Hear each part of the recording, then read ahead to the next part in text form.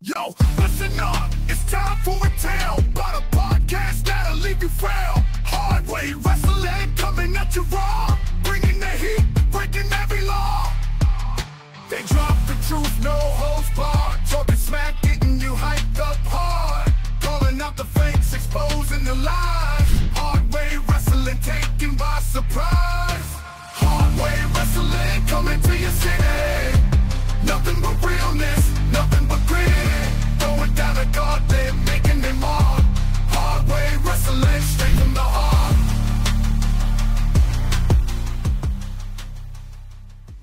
All right, welcome back to Hard Way Wrestling. It is our special edition, part 2 of Mr. McMahon. Scotty, Ricky joining me today, the crew, the backbone, the guys that get it done around here, the team, the A team, not the B team, the A team. Does that make Scotty Bruce Pritchard and me John Laurinaitis? No, that I was thinking that Scotty was B.A. Baracus and Ricky, you were Murdoch.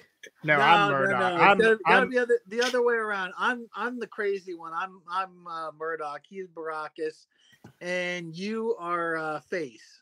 So okay. I completely forgot most of their names for the A team, but that was a great show back in the day. Kind of got me drinking milk. And it was a very underrated movie with Liam Neeson. It was pretty good. I love that. That to me, if anybody could do the original A-Team justice, it was Liam Neeson. What's the guy from The Hangover? One of the main guys. Bradley Cooper. Yeah, Cooper. Yeah. Cooper. And then the fighter dude. My brain's blanking on his name too. The guy played Baracus. Anyways, yeah. Rampage Jackson. Rampage. Thank you. Yeah. Very, very underrated version of the A-Team. And to me, like, they did it justice. So I love it. Well, when I think of Rotten Tomatoes, Scotty, I think of you. So we like your ratings. So all right. So we're back for part 2. We just had our Mr. McMahon episode 1. We covered the first 3 episodes of the Netflix documentary. Ricky, what did you think of the first 3? What did you take away from the first 3? Was there something you learned, you didn't know, you knew already? I mean, give me a little bit of feedback here. I mean, I like these docuseries. They're great.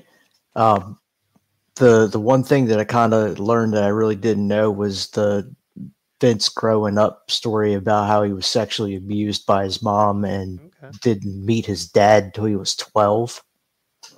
Okay, I find that a little weird, but I can also see that, you know, if he was abused the way he said he was, then that could be some factors to why he is demented the way he is and has turned out these days. I would love to know more. That to me is the most intriguing part of this whole story. I would love to learn more about the early years. You know, there were stories of him being like a street fighter and a badass, and that is what I mean. Is it all Hulk Hogan talk? I mean, is it, you know, is it truth? Is it, you know?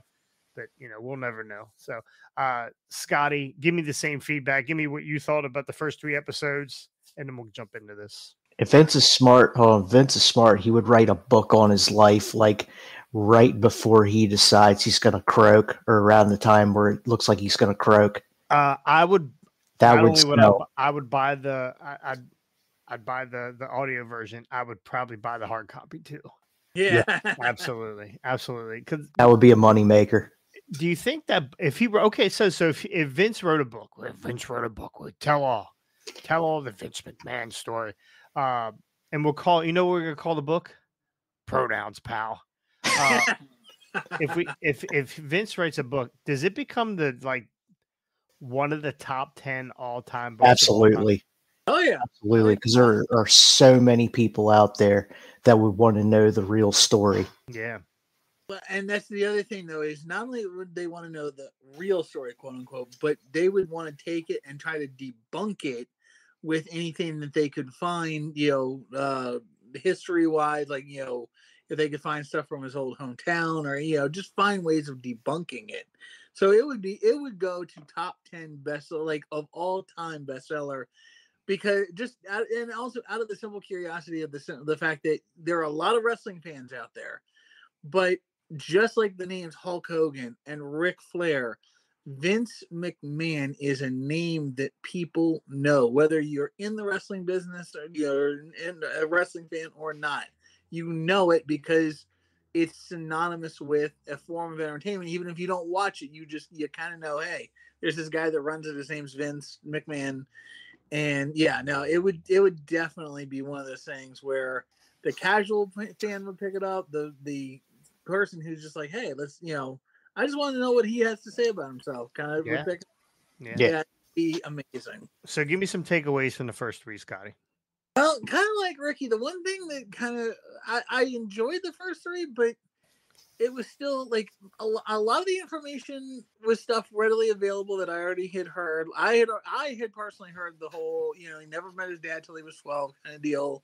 I had already known that, but it's more of, I wish they had delved into more of that backstory. That was the thing that disappointed me, is I wanted to know from his own chicken lips, his story and who he, like, what it was like growing up. And not really, like, I don't want you to tell me all the details of being beaten, but what it was like growing up as a child. And up to that age of 12, what was, who were you like up to that age of 12, and then who were you after that when you met your dad? That's, because if you think about it, a lot of his insecurities, picadillos, whatever you want to call them, the whole gamut of psychological issues he has go from those first 12 years and then everything after those first 12 years when he knows who his real dad is, because all that stuff kind of conglomerated together. He even talks about, never told my dad never talked about the time that he wasn't there, why he wasn't there,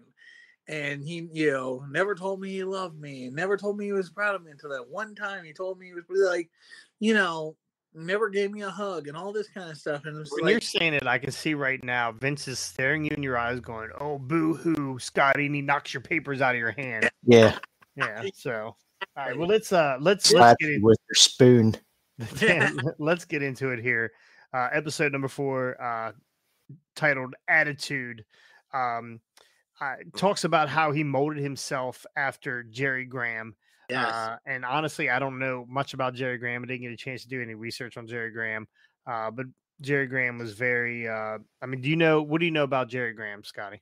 Well, the guy was an absolute nutcase. Loved to flaunt his money, right? Loved to flaunt his money. Flaunt his money, and not only that, but just he would break every rule in the book and get away with it. Kind of sound familiar to y'all? Yeah, it really does.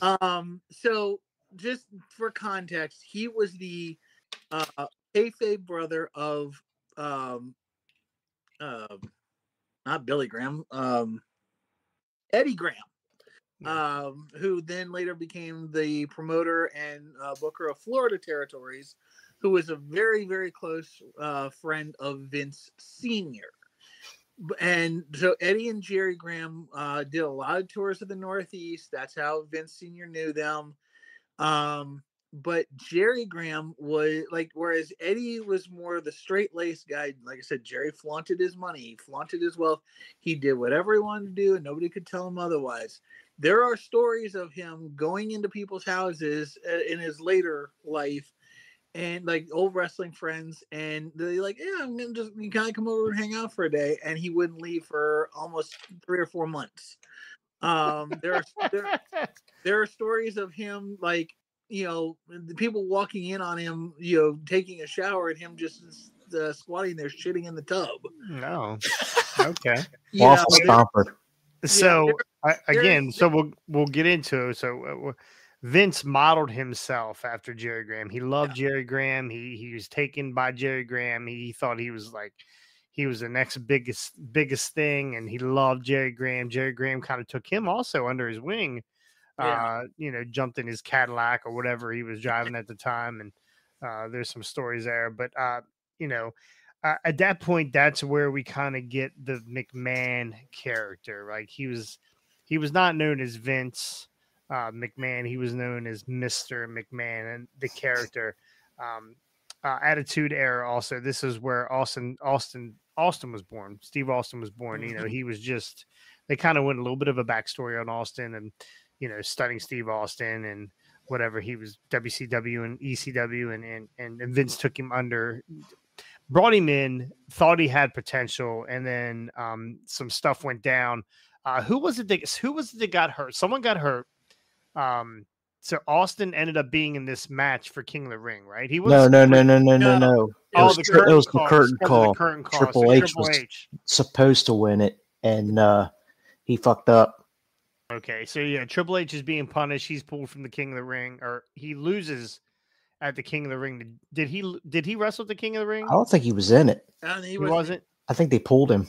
Yeah. So Austin's opponent was Jake Roberts. Jake was Bible thumping at the time. He was a religious guy at the time, and that's where Austin 316 was born. He shot a promo, and there's been lots of stories on how this promo came about. He's people gave him the lines, but I think Austin said he came up with it on the fly, maybe. Well, he heard Hayes gave him the earful beforehand, like this is what, because Jake had cut a religious promo, not just it was a pre-recorded promo. Yeah.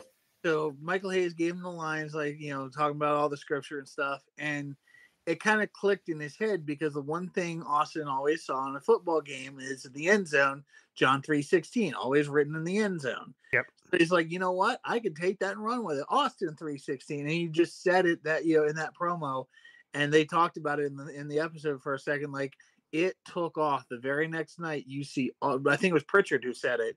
Austin 3:16 signs all in the crowd. Then very next night on Raw. So one of the highest lucrative shirts that WWE has had of all time. Yep. Is the Austin 316 shirt. I don't know about you guys. I had one. Yeah. I didn't have a few Austin shirts. Yours had zeros on it though, didn't it, Scotty? Yours was Austin 316 00000. I didn't have the black version, but I had an Austin 316 shirt that was gray with Stone Cold's face on it. So, okay. Yeah. You had the knockoff. Did you buy the knockoff? I don't even know where I got it. I think my mom. Parking lot at the Civic Center or something. So, all right. So Austin was born there. This is also they asked a question. They asked if Vince is this Mr. McMahon character you? Or it definitely is him.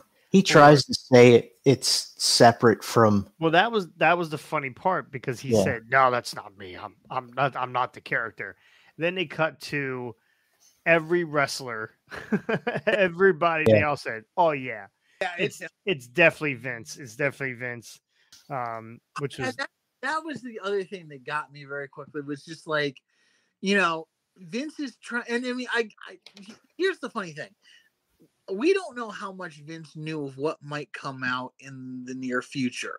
So did Vince agree to do this documentary to try to show a different side of him? Because he knew that, oh my God, all this stuff is going to come out in pretty quick. And if it does, I'm going to look like a complete idiot. So let me try to babyface myself a little bit. Well, no, this documentary was filmed years ago. Right, this was like 2 or 3 years ago. 2021, I think. They started filming this, and it was the pandemic happened, and it got stopped, and like there were some other things that slowed it down. But here's what I'm saying though, is like, I think Vince might have kind of seen this as like again, he knows the skeletons in his own damn closet. So he knew at some point like something like this might come out.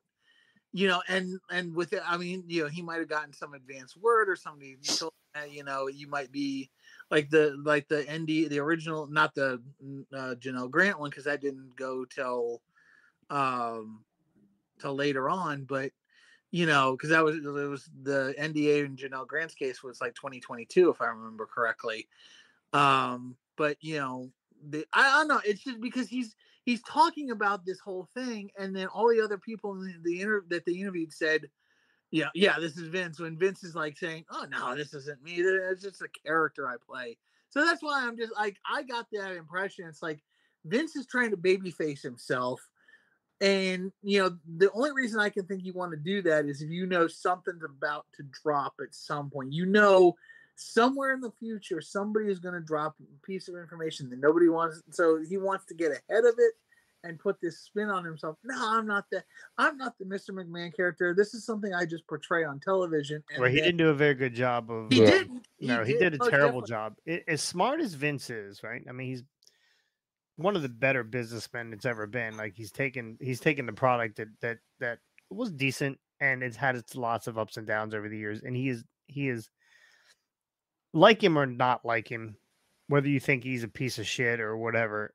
He is the man who created wrestling in my eyes. Like he brought wrestling to the forefront in a lot of ways. And you would think that Vince would be smarter in his answers. Now, we don't know. Power and money. Yeah, all that power and money got to his head and his ego. We also don't know how this was edited either in the context of where things are said. So we got to keep that kind of stuff in mind. They might have asked him 2 or 3 questions and then they just took whatever answer they wanted from whatever. So, but Tony Atlas said, yeah, that's definitely Vince. Yeah, but it's also his age. I think that's something else that really, because this is before the mustache and all the really bad plastic surgery. But just his dyed eyebrows. Yeah, but his age is, I think, like, and I think in some respects he's kind of in a way like Hogan, where he said the lies so many times that now he kind of believes them. Sure. But because of his age as well, his memory is starting to go. So now the lies have become reality because he's not remembering what really went on back in the day. Because I mean, what, 78 right now? 77? Yeah. So I mean, and the chair shots to the head, and we'll get to the CG later, but chair shots to the head definitely haven't probably helped his memory. I just think that he's probably more coherent than most 78-year-old men. And I'm sure he's probably forgotten more than he wants to admit. But there are a lot of things in his life he did not forget that he has suppressed, or he's holding back on, or whatever. So absolutely.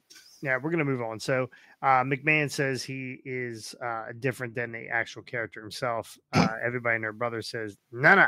So also this time during the Attitude Era, Owen Hart passed away, fell from the rafters during a pay-per-view. What pay-per-view was that? Do you remember? Over the Edge 99. Over the Edge, which is kind of So Owen falls. Owen was supposed to do a spot where he was rappelling into the arena, and it was a faulty apparatus or whatever, and he fell and he died right there.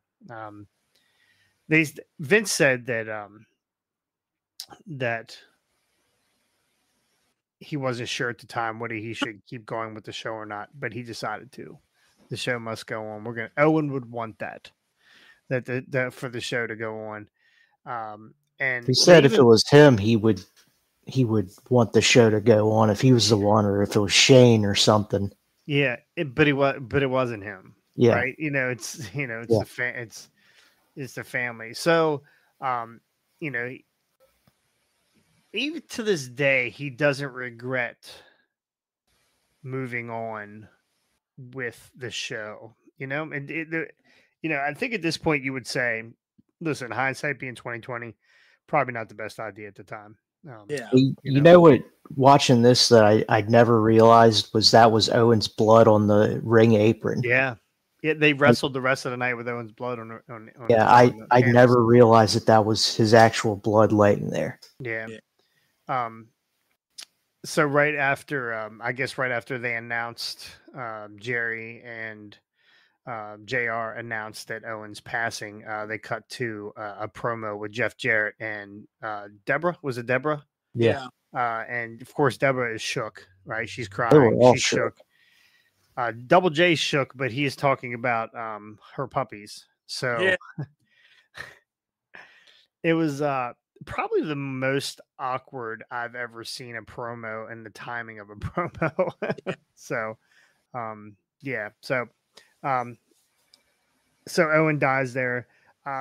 One thing towards the end of this episode, uh, they had an outside investigation on the company or the apparatus that caused the death, and they ruled it an accident. They didn't. That was interesting to me because the thing that Brett said was that, I mean, he was pissed about what had happened. But when he gets the call from the cop and the cop's like, look, there's nothing criminal here. And Brett just like, all right, I'm going to let that go. Yeah, you know? He said he forgave Vince. Yeah, so everything that went on with him and Vince and the screw job and all that stuff, he let that one go. And I was like, that to me, and again, like Brett was one of the star talking heads in this whole thing. Like his honesty, his brutal honesty, but even just his genuine honesty about that like I forgave Vince for this. And it was like, you know, even after everything that went down, it's like that really says something about one, the man, but two, the situation, you know, and like, and with all due respect, and again, I get where Martha Hart is coming from. I do not, you know, have any issue with what she's done, you know, the lawsuit and even to the point of keeping Owen out of the Hall of Fame. I get it. I get where her heart, you know, but she like you would figure of all people to hold a grudge, Brett would be the biggest one. Yeah. She holds bigger grudges than Brett ever. I think too, you have to, Brett is a wrestler, and I know his brother passed away, and you know, and Vince was still the meal ticket, right? You know, was this after WCW? He was in WCW, or yeah, he was already in WCW. And this was the very end of WCW '99. Yeah, he ends up coming back to the WWE after this. Yeah. So, but I think at some point maybe he realized. I don't know. There was a lot to hate Vince for. I guess you can't blame Vince for this, especially if they've already ruled it out. It wasn't anything that the WWE. We keep saying Vince, but it's the WWE. Yeah. And Vince can't have his fingers, even though he did, in or on every little thing. Like things, other people are in charge of other things. So, but I think Brett also realized that this wrestling business, Vince was the king, right? So eventually that's how he makes his money. So he has got to go back at some point. So I guess it was sports entertainer. Yeah, he's an artist. Yeah, he's an artist. So at least you didn't blame Goldberg on that. This was also the same years where we had lots of deaths. Yeah. They got rid of the chair. I believe they got rid of the chair shots after this because of Chris Benoit. That was in the Ruthless Aggression. Yeah, that came a little later. That came Ruthless Aggression. But right, yeah. Well, Chris Benoit ended up killing his family. Yeah. Well, we got to back up really quick because the thing that happened literally right before that was Vince getting into a limo that exploded. Yeah. Oh yeah, he was going to kill the character off. He was going to kill the character off. Yeah. And then all of a sudden, then of course, real life jumps in to create this whole, and Benoit, the Benoit situation happened, and like the question I've always had, and this is where, it's like, what was the end game with this whole storyline? Like, what was Vince? Not taking anything away from the Benoit situation at all, but it was one of the more shocking things that I remember. I wasn't watching Raw that night, but I literally saw the clip like the moment after it happened. Like, it was on YouTube, it was on everywhere, and it was just like, oh my gosh, like what like, and then to know it's like, did he really just die? Was this? I mean, like, it's a storyline, but at the same time, it's like that thing exploded. That was a pretty damn good cut. Like, but where are they going with this? I don't know. It was And then, like I said, for real life to creep in the Benoit situation, and they, Vince comes back the next week and it's like, I'm not really dead, but we did have this tragedy. I'm not really dead, guys. Yeah, I'm not really dead, but we had this tragedy, and to go ahead with the tribute show before they knew all the information about what had really happened. Like with Eddie dying, they knew immediately. I mean, almost immediately. Hey, he's in his hotel room. It wasn't an OD. He just keeled over dead. They kind of figured. I mean, they kind of knew that was what had happened. But the Benoit situation, they didn't really know what was going on. But they had this tribute show, and then during the tribute show, everything starts coming out about what went on with Benoit and the suicide, the murder, suicide, and everything. So, yeah, again, it's one of those other controversial moments, and it's like, well, we had a lot of deaths during this Attitude Era too. So we had Benoit, we had Eddie, right? And you can say Eddie died of natural causes. He didn't die of natural causes. No, the guy was drugs. The guy had addiction issues. It was all the years of drug use that ended up killing him. Like, it was using when he died, but it was the culmination of all the use that had happened previously. Now, he was clean. He's supposedly clean at the time, right? He was getting his life back together, and he was back with Vicky and whatnot. But we had test damage was already done, though. Yes, yeah. Crash Holly, and you know what? That's one thing I didn't know. I didn't know Crash Holly passed away. Really? Didn't know. Yeah. No. Yeah. And what did he pass away from? I forget. Drugs, I thought. It was drugs, but it drug related. It was a complication with a drug issue. That was what I remember hearing at the time. Gotcha. Who else passed away during this time? I mean, Perfect. Mr. Oh yeah, that's right. And Ray Trailer passed away. Bulldog passed away right around that time. Yeah. So there was a lot of deaths, and they were linking the WWE to the deaths between the steroids and the drugs, and the CTE was a big thing. They were talking about. I mean, I know it came later, but they took away the chair shots. Pissed off a lot of wrestlers, Undertaker being one of them. Yeah. This is what got me was Stone Cold said CTE is not real. Yeah.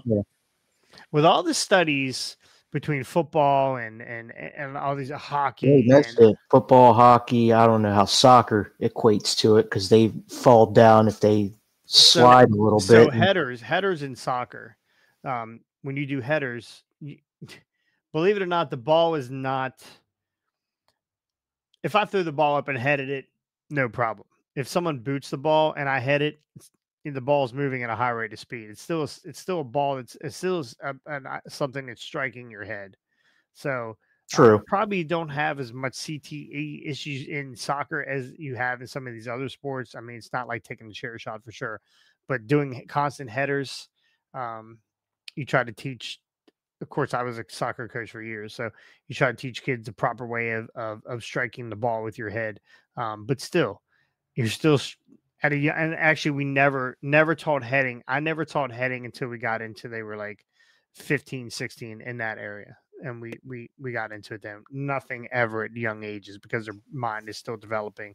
But yeah, still striking anything with your head. Will eventually could cause CTE. And I mean, it's not everybody. I mean, there's people out there that they could take shots and never get concussions. And there's people out there that like Tua Tagovailoa that, he just the smallest little shot to the head sends him into convulsions. Like, I mean, everybody's different when it comes to CTE. So, but yeah, so Stone Cold says CTE is not real. Clearly, if you got CTE, you were doing something wrong because you weren't trained right. Yeah. Did you see that power bomb that Sami Zayn took on Monday Night Raw from Gunther? Do you think that Sami Zayn was not trained how to tuck his chin, and that the mere force of that power bomb There's no way you can't keep you don't your neck muscles aren't strong enough to keep your head from flopping back like a Pez dispenser. Yeah. Yeah. So, but anyway, but that's it for the attitude section. Did I miss anything? I mean, overall, because what did they show? They showed or was that the next one? No, they showed no, that was the next episode because that was Vince and Shane and that whole deal with the family feud. Family business. Family business is the next one, and we'll get right into it. So, episode number 5, family business.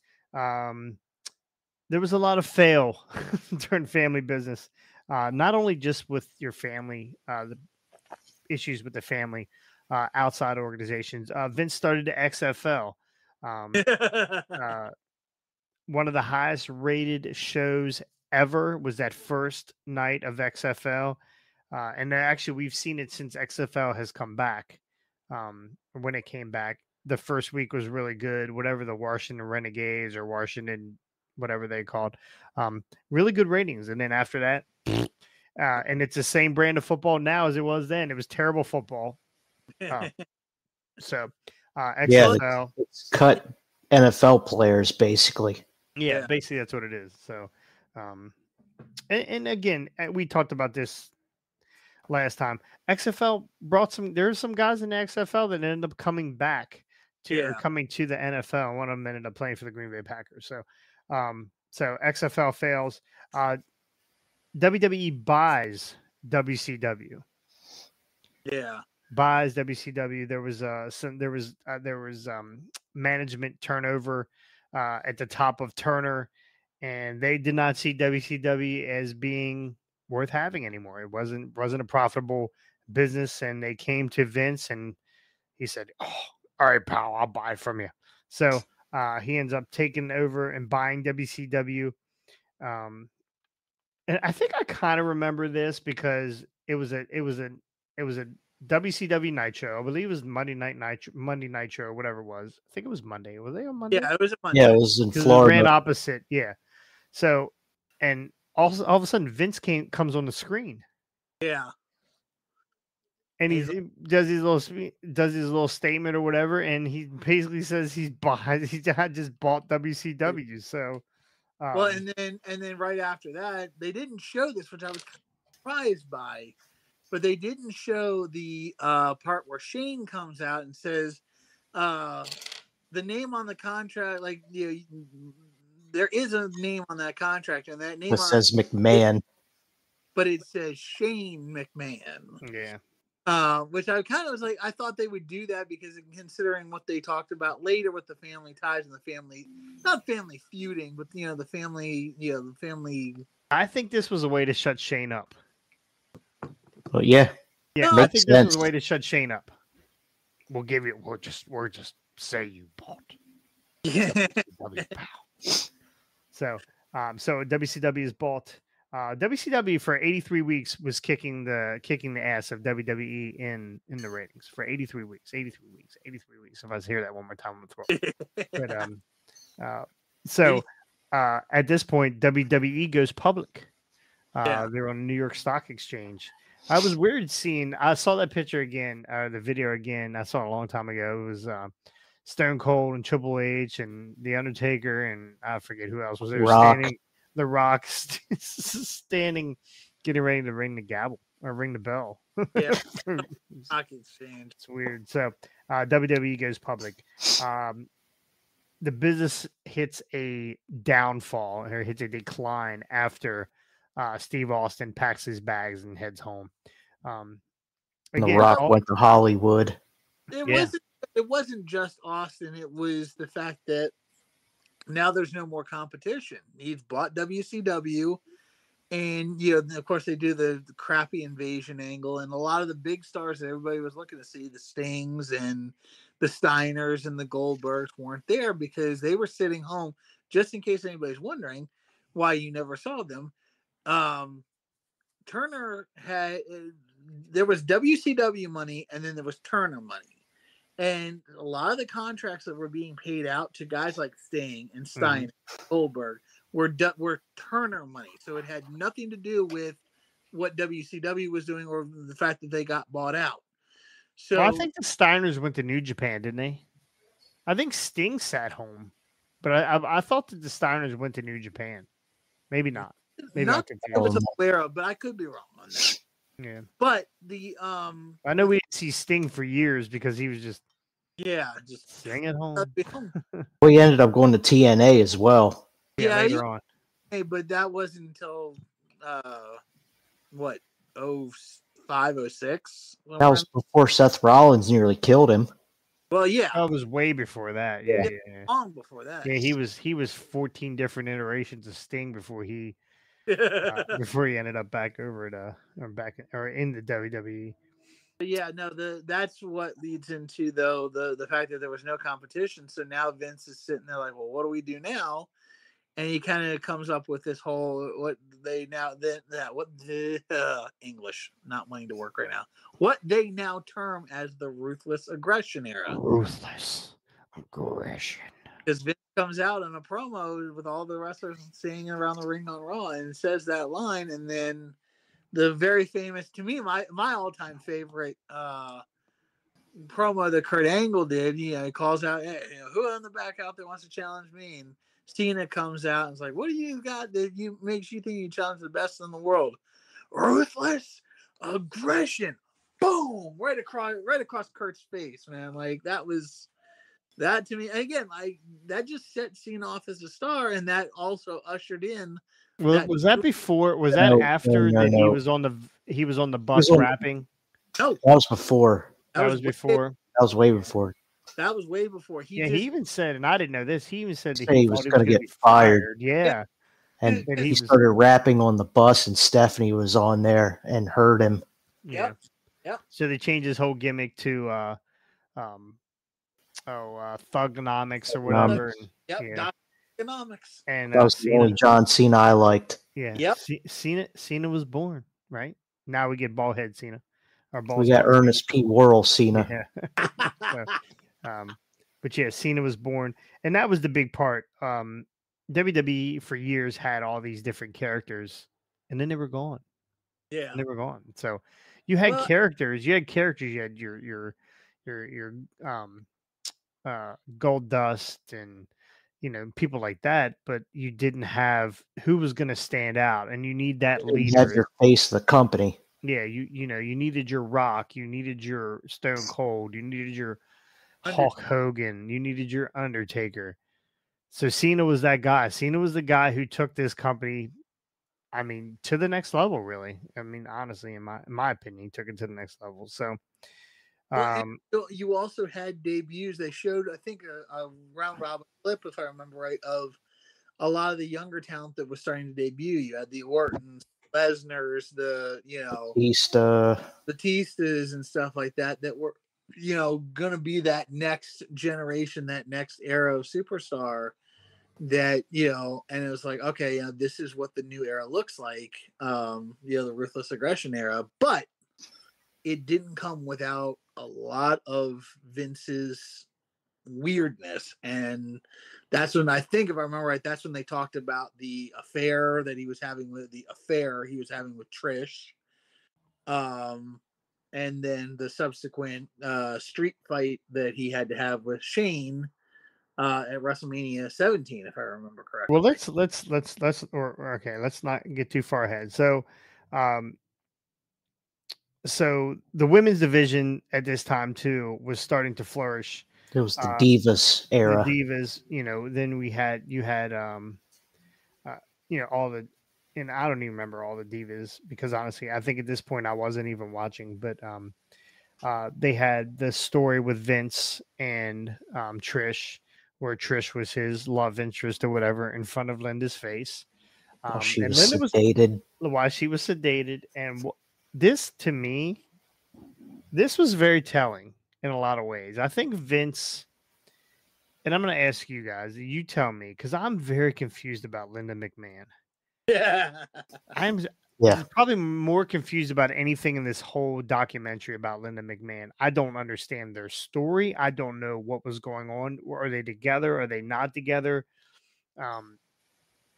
was it kind of like a Bill Clinton, Hillary Clinton thing? Was it a convenience thing? I'm confused because there was a lot of stuff going on in front of Linda. Yeah, Does that literally. make sense? Like the whole the storyline, Tristan was in front of Was Linda. making out with her. Yeah, like and literally some of 5 it, feet in front of her. Linda was offering ideas, like the kiss me on the forehead or whatever, blah blah blah. So Linda was very much a part of this, but as a relationship with Vince and Linda, they were married, correct? Yeah, They're still They married. still are. Yeah. What the fuck is going on here? I have no idea why are they. Is she, all these different affairs over the years? We never heard anything from Linda. Was she being shit on in the dark that we don't know about? I mean, Well, she's got the other half of Vince's hush money. Is that what it is? Hey, she's praying for him to die. Yeah.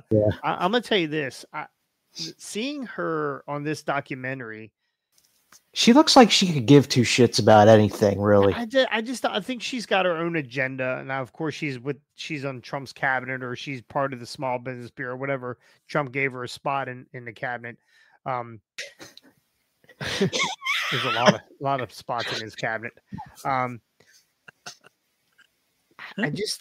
The dynamic between those two is just, it's got me. And I would love to know, I would love to hear Linda's side of this whole thing, because of all the scandals, all the, the Rita Chattertons and the, all the different allegations with the girl from the tanning salon, and like the different Sable, like the sexual thing with Sable. And, we'll get to that here in a second, but, like there is a whole nother spin of this that I need to know. I need to know what is going on. Linda, listen, Linda, please tell her. We'll get you a window on Hardway. Yeah, absolutely. I'll send you the link immediately. By the way, Linda looked really good. She's 70. What would you 72 years old? She looked really good in this. She looked better now than when she was on TV in the Attitude Era. She looked thicker. Yeah. Like she looked like I don't know what it is. She looked like Skeletor. Yeah. All the years of the Attitude Era and the Ruthless Aggression Era. But she's one of those that didn't want to be on TV, but she ended up being a character. So, but I need to know. I need to know about Linda. I need to know that dynamic, or she was just turned a blind eye because they were rich. I don't know. I mean, that has to be it. Do what you want, Vince. Well, I want to know if she was having affairs with people. Hush money. Yep. Yeah. See, I want to know if she was like, well, if we sign you, Brock, I'm going to give you a piece of Linda. I want to know if he liked what he saw there. I just, that whole dynamic there. Maybe Triple H got a piece of Mama McMahon. Maybe he's working his way. Then we have the Sable. Hold on one sec. Go ahead. The thing. One biggest thing. I don't know if either of you know this, but even though they are still married, there's been no declaration of a separation or anything. They live in two completely different worlds, literally. Yes. Still in Connecticut, and she lives in Florida. So you have there is, and the fact that he's still sexually, when he admits it, he's still sexually active. I got a thirst for sex, and she's not even around. It's just. God. I nearly spit my drink out of my mouth when I was at work and I watched that on my lunch break. Was it? I wonder if it was at the end of this episode. They talked about the 3 robots or whatever. I think. And what is the third robot saying? Oh, sex. Like, oh Jesus, Vince.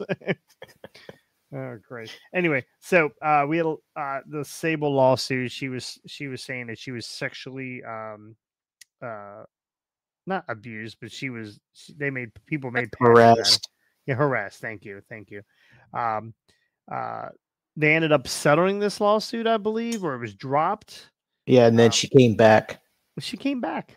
She was back in the same damn storyline. And the fact that they referenced it, they put that promo up that Stephanie cut on Vince about you know, she sued us in this, and like they're actually even referencing it at that point, which was insane. If you could go back and look at any promo that Stephanie cut, where it was emotional promo, there was something behind every one. Yeah, absolutely. Every promo from the basically you pimp me out. I mean, there was something there. God, Vince, quadbillionaire, buddy. You would write the book. Well, and the other thing is, I mean, he even Stephanie wouldn't admit to it, but you know, it's something that I've heard circulating around for a long time, and Vince even confirmed the rumor that, you know, during those, like, you know, it would have been an interesting promo if she had cut it. The whole deal of Vince saying there was a storyline that he wanted to write where Stephanie gets pregnant and he's the one that gets her pregnant. He said, well, it's funny. He goes, well, there was a story. Yeah, I don't remember the details, but there was someone that said that I was going to impregnate. I was like, Vince, you fucking dog. I mean, sick SOB. Like, and again, this is where, like, it's funny because, you know, again, Vince says he doesn't want people to know the real him, and you know, he only shows you, you know, Triple H said he failed on keeping that from everybody. Think about it, the abusive mother part of his early life. Yeah, exactly. Had to have played into him wanting to create that storyline. Yeah. So. Oh shit. Okay, so Shane comes to Vince and says he wants to buy the UFC, and Vince basically said, I don't know nothing about UFC. We tell stories here with it's you know it's scripted fighting. I don't know nothing about dudes actually punching themselves in the face. So, and it's, you know, Shane is upset over this. Shane thinks there's an opportunity there, and he wants to buy UFC. And then Vince says, "Well, if you want to buy it, use your own money." And then he basically goes, "Well, I told him he could buy it if he wants with his own money, but I know Shane doesn't have that much money." He's basically, I mean, well, and so, honestly, now when was Shane and Marissa married? I can't remember. This was way back. Yeah, could have technically gotten that money from her side of the family because they got the friggin' the vegetable oil business or whatever it is. They got billions of dollars, so he could have gotten the money elsewhere if he really wanted to do it. But the thing that, and I'm assuming, and I think it happened a little later on in this episode, but I'm assuming this is the same issue. Well, no, Heyman might not have been around for that. I don't know. But the story is telling nonetheless that Paul Heyman tells about Vince and Shane having an argument over something, and Shane's not giving up on it, and Vince like hands him a knife and is like, right here. Like, if you want to do this so bad, you put the knife right here, and you know, you walk over my dead body to do it. And if you can't put the knife right here, that tells me what kind of man you are, and means, you know, because he's like, you know, I would have done the same thing to my father had he gotten in my way. So if you can't do it to me, that tells me what kind of man you are, and I have to take that into consideration. And I'm sitting there, and I'm like, what? I mean, that's a completely Vince thing to say, in my view. But I'm looking at like, no wonder Shane left. No one, like, I'm sorry, but like, when your own father is telling you, you have to kill me to get this deal done because I will not let you do it any other way. It's like, what? Like, that's another dynamic. The Linda dynamic is one they didn't explore enough. And to me, I want to know more about the Shane dynamic. That Shane dynamic really had me like, because I felt for the kid. I really feel for Shane a lot because Shane. This documentary made Shane look like God. Like, yeah. He was technically the heir apparent. There's a story that goes around. One of the early Hall of Fame ceremonies, Lou Thez is there. And Lou Thez says to Shane, like, I worked for your grandfather. I worked for your father. And I look forward to one day working for you. And this was like years before Shane even like, you know, he was in the business, but he wasn't even anywhere near where he is now in it. But you know, it's where one of those things where Shane was the heir apparent, and he got passed over, and all the time he got passed over, his dad is treating him like absolute garbage. He won't listen to him, won't do anything. He sides with his daughter. He sides with Stephanie, who, from all accounts and all intents and purposes, is almost a clone of Vince. I mean, Stephanie's almost as ruthless as Vince is. So, but at the same time, like he passes over Shane. He treats Shane like garbage. Shane leaves, and it's, my God, like, what did that kid have to go through growing up to be in that household and deal with a father like that? That was one of the things that got to me was watching the Shane stuff. And Tony Atlas, I think it was Tony Atlas had said that, everybody likes Shane. Yeah. Right? Everybody likes Shane. But Stephanie is the clone of Shane, or clone of Vince. And the tough part about everybody liking Shane is that's not a good person to run the business, because soon as wrestlers, and this is absolutely the truth.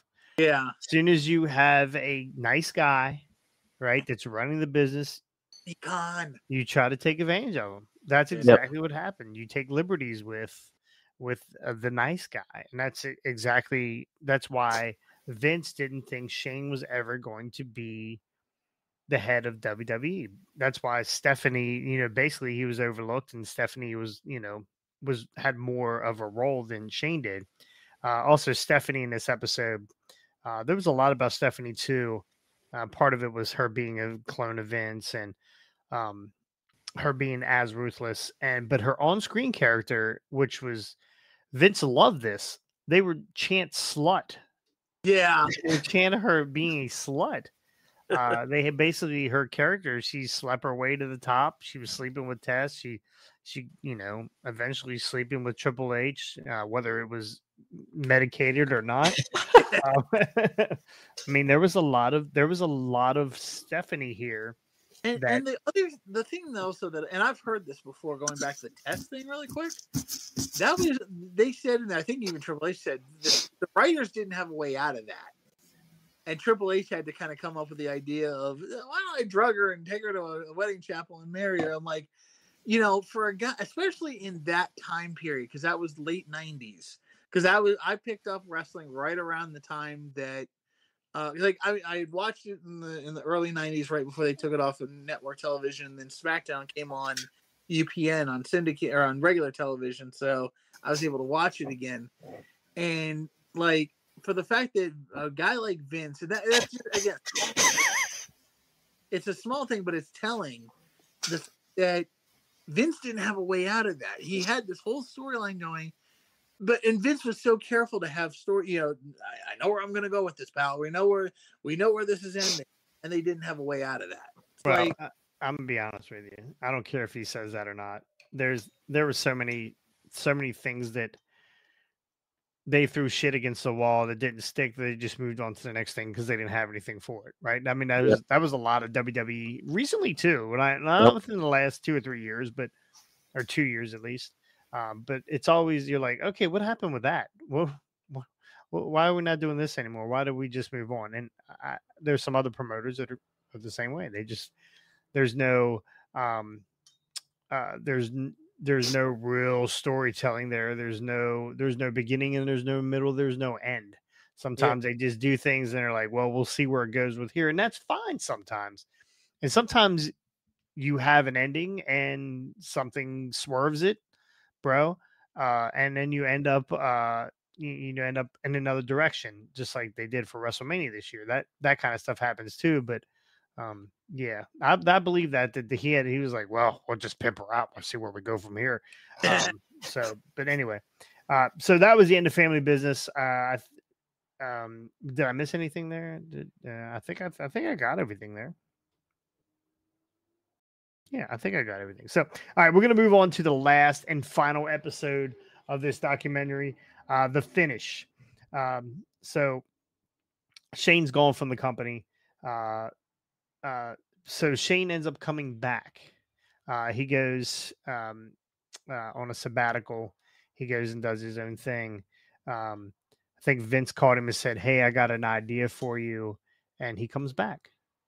And was that the angle with that? Was that with Kurt? Or was that? No. That Kurt. was the Undertaker. The Hell in a Cell at Mania 38, I believe. Ooh, was it 38? 36. I can't. It was the mid 30s, I think. Yeah.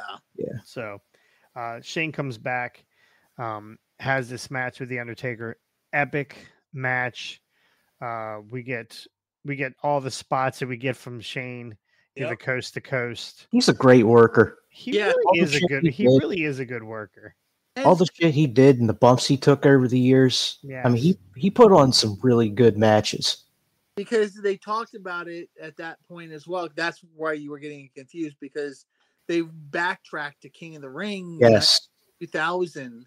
I think it was King of the Ring. I think it was King of the Ring 2000 when him and Kurt had that incredible.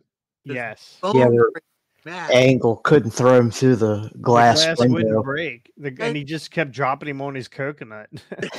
The CTE is not real, so no big deal. Yeah. And on top of that, he's goading Kurt. He's like, dude, like, do it again, you pussy. Gold medalist, you pussy. Yeah. Dude, you can't throw me through a plate glass window.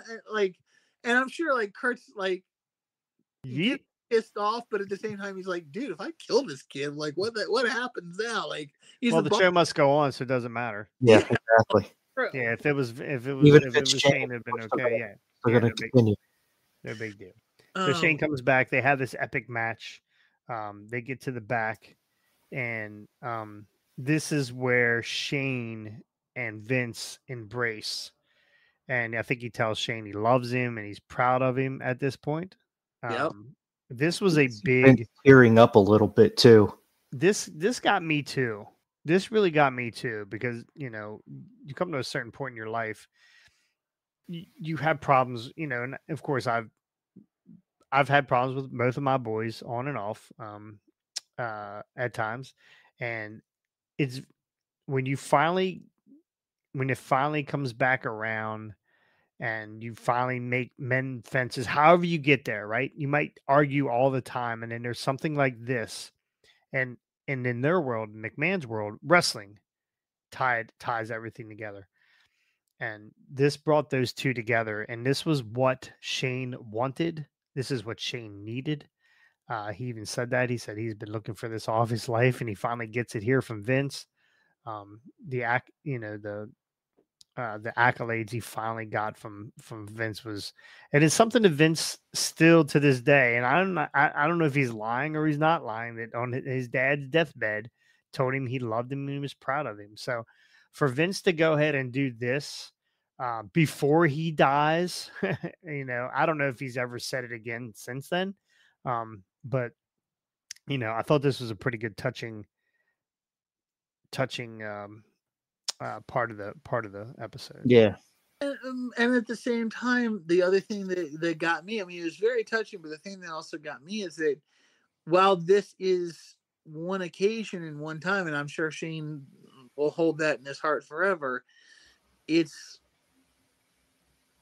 there's still considering everything that Vince put Shane through and a lot of the arguments they must have had, there's still that need and that knack to prove something to his dad. Like no matter how many times your parent tells you they love you, you in the back of your mind you still, I gotta prove what I'm worth and what I am to these people, because they raised me, they tried to teach me right from there's still something that a child has to prove to a parent, no matter how many times they hear that they're loved, and that so it's one of those things, like I look at Shane and like, I mean, because it progresses even to today, the fact that all these rumor mills of Shane coming back to wrestling, Shane going to AEW, and of course with the way things are going with his dad, he really can't go back to WWE because the name McMahon really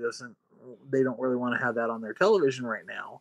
So, but if Shane were to go back into wrestling and go to AEW and stuff like that, again, it's because he's got to prove something, no matter what it is, no matter how old he is, he still has to. The business is in their veins. Yeah. Right. The business is in their veins. That's what they know. Right? It's what they know. So, I wrote scandal after scandal, and I only have one written down here. I can't remember what the other scandals were. I'm sure there was a billion of them. But the Ashley Mazzaro rape scandal was the big one here. Yeah. Where they were doing a USO tour, and a doctor, not a real doctor, a fake doctor, raped Ashley Mazzaro. Now, we don't know to what extent. I don't know what extent that she was raped. But she was raped. She went to WWE. They kind of just brushed it off. And then this girl ends up killing herself. Yeah. She ends up killing herself, and WWE made a statement, or Vince made a statement, said if they didn't knew about it, they didn't know. They said they didn't know about it. I mean, how could they not, considering that she says she went right to Vince about it? That's been in her, that was in her statements all along. Her lawyer had that released after her death. And all the times that Vince would make sexual passes at her and she turned him down.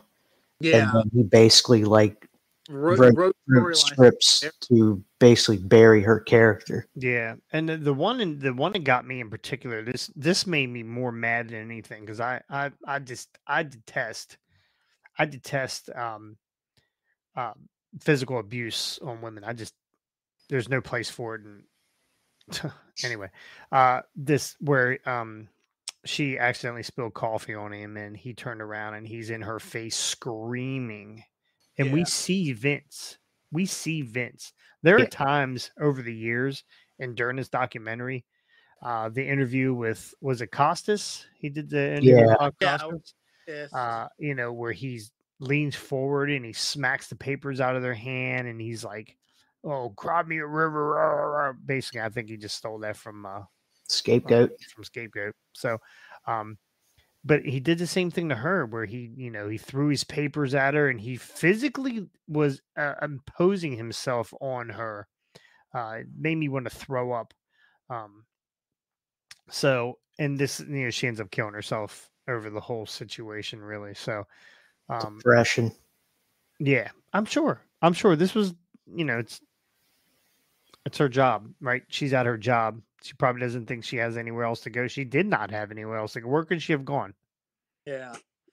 Indies, there weren't that many back then. Back to $20 on a hot dog. Yeah, that kind of reminded me of when they were talking to Tony Atlas about the whole ring boy situation, how Pat Patterson, he said Pat Patterson used to grab my pecker. Yeah. Who was going to tell? Vince? Yeah. He wasn't going to do nothing. That's his boy. That's his boy. Yeah, so same situation pretty much. He kept grabbing my pecker. Thank God he created the Royal Rumble. Yeah. So, anyway, I did write scandal after scandal. Were there any other scandals that I missed towards the end of this?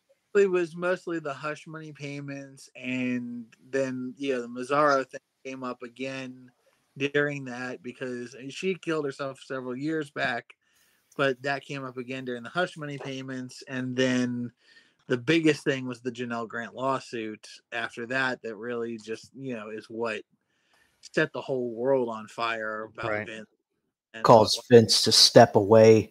Yeah. Caused him to sell his stocks, caused him to come back. He stepped away. So when this first came down, he stepped away. He said that, and then he ends up coming back to help sell WWE, get the sale going.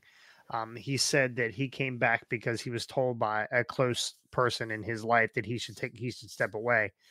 He took bad advice, he said. So pretty sure it was Stephanie McMahon. Yeah, exactly. Yeah. Told him to step away. And then she left. Yep. Then she left. She took, she resigned again. She resigned. And then Vince came to see the oversee the sale of WWE, and then this whole thing ramped up even more. More allegations came out, and then he ends up retiring from WWE, or told, you got to go, bro. I think they signed both times. When he came back the second time, they gave him a different type of contract. But he also got rid of board members, right? He got rid of board members so he could get the votes he needed to for the sale and whatnot. And then TKO had 51% to his 49, so he basically had no control anymore. Right. Or I wouldn't say no control, but very little. He didn't have enough. Right. So they told him basically, hey, sell your shit and you're out. Right? You're out. So, and more to come. More to come on the Janelle Grant stuff, and now it's being held up right now because they're still doing more investigational stuff. So I think they wanted to see what came of this documentary. I think there's other. I still have it in my mind that he's linked to Puff Daddy somehow. I swear he is. We're going to get more stuff to come with the Janelle Grant thing. So there's some criminal stuff coming down the line. And they mentioned the whole Brock Lesnar part of this. Yeah. With his contract. And see, that's the person, other than for like one or two quick shots, nothing was mentioned of Lesnar. And that was, another person that's like, what was his relationship to Vince? Nobody really knows, because like when Vince quit the first time, who was the first person to walk out and say, fuck it, if he ain't here, I'm not here? Brock. Yeah. So, that was kind of that was something else that kind of bothered me is like, he's one of the biggest, he's not the biggest stars, but he is one of the biggest stars to have come out of the Ruthless Aggression era. He's one of the, and he's survived as long as he had, even with the part-time deal. Top three. Yeah. Top three. He'll put butts in seats. Absolutely. Yeah. So, I prefer Cowboy Brock. Yeah. Cowboy Brock or the Brock Party. I love the Brock Party too. Missed out on that box. God darn it. But that was the thing. But the thing also that got me was, we knew because they even said it at the beginning, all these interviews were conducted before the lawsuit ever came to light. But it still was interesting when they went into the lawsuit and the scandal part of it. They, again, it flashed up on the screen. The first allegations had just dropped. They had already scheduled Vince's last sit down with them, and he canceled. So that was something else. Again, we knew it was coming. We knew that was what had happened. But at the same time, again, as a finality to say, okay, this is the last thing you'll ever hear Vince McMahon say on it, because he's stopped talking. He's not talking to anybody now other than his lawyers. So yeah, it's just like, okay. And really all the interviews except for, and that was something else, the Bruce Pritchard part of it. Where we get to, towards the end of it, and they're like, they re-sit down with Bruce Pritchard and Meltzer. And the Bruce Pritchard part is like, well, what'd you think? I hated it. Why? You weren't fair to Vince. You didn't.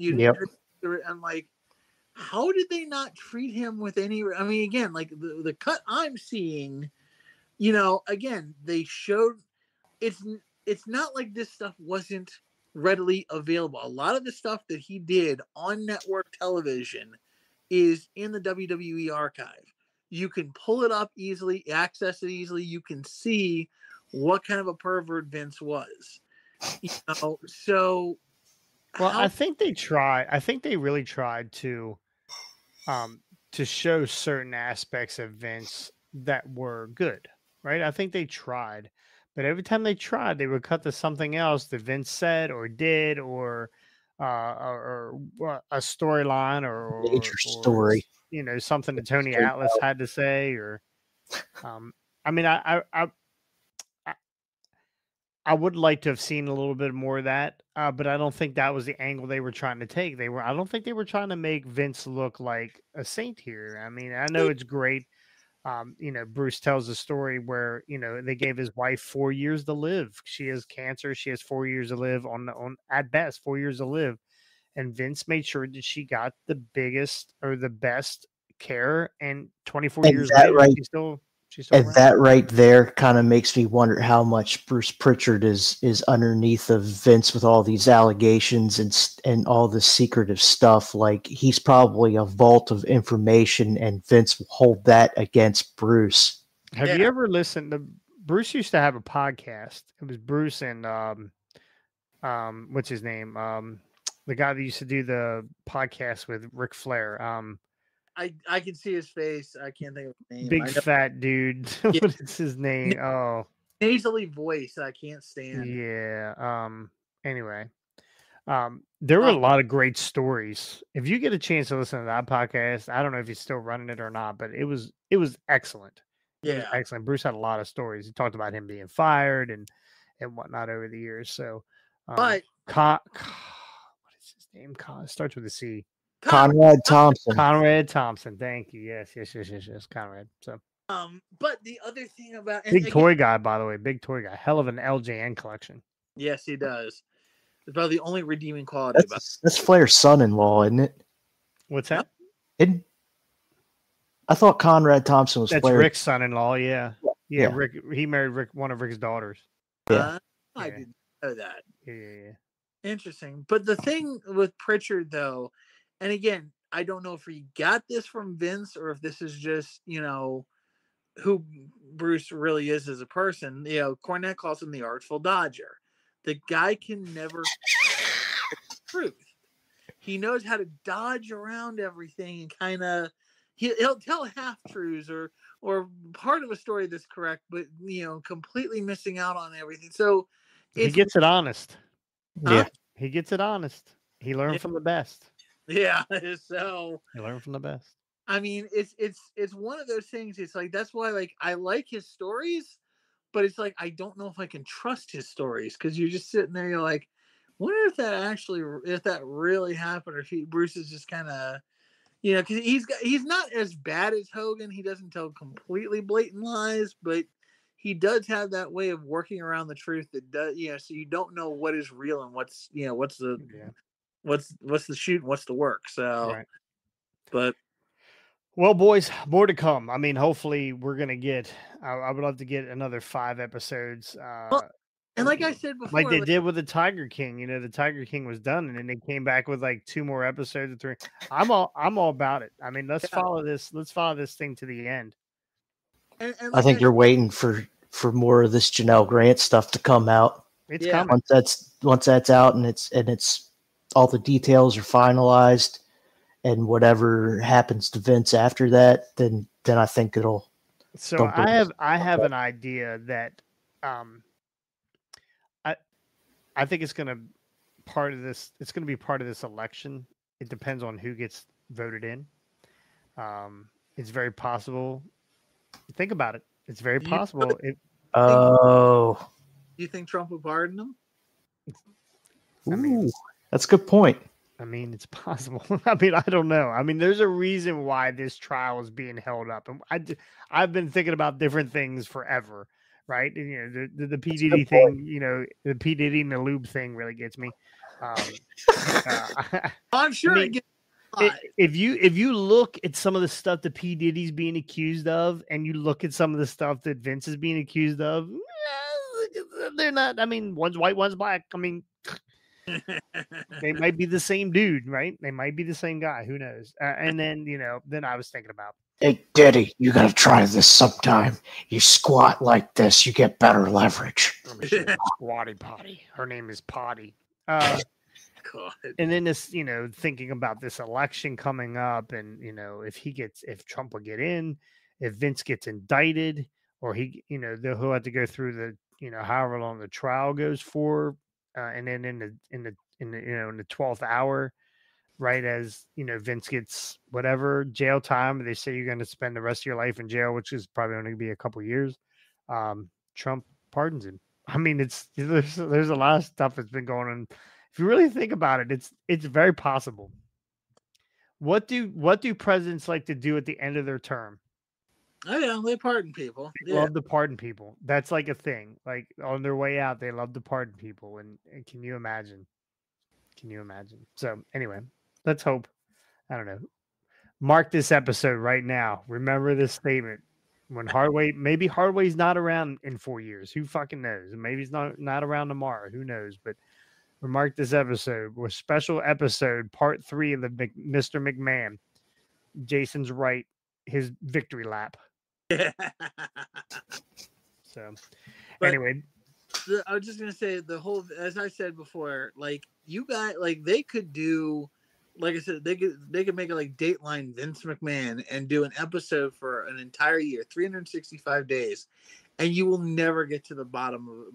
Like there's so much there about Vince in one form or another, in childhood to adulthood to WWE to the affairs to his, to being an old, perverted old geezer. Like there's so much he's got that, if any of the real story ever does come out, if they can get through, if stuff like the Janelle Grant stuff comes out more, if it's not a closed door trial and this information becomes available to the public, like they can do another 10, 15, 20 episodes and they'll still never hit it all. And this would be the one I sit and watch at home on TV. If Vince ever writes a book, I'm telling you, like I said, that would be money. We're gonna read it word for word. I would get it. Hopefully, the print's bigger than Brian Hardy's book. It's got to be right. It's got the font's got to be better. So. I would get it and hope there's a opportunity to meet Vince. I'm gonna have him shit on it. God damn it, Vince.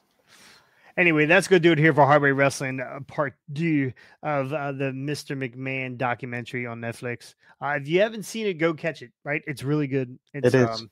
It's got a lot of stuff you're going to know. It's going to have a lot of stuff you don't know.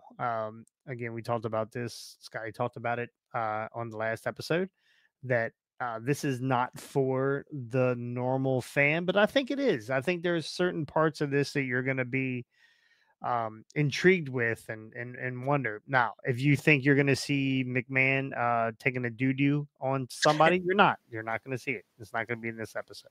That's OnlyFans. That's his OnlyFans. So anyway, that's going to do it here. Boys, thank you so much. Make sure you go like, subscribe, ring that bell. We're on our way to 1,000. We're only like 6 away, 7 away, something like that. We're not too far away.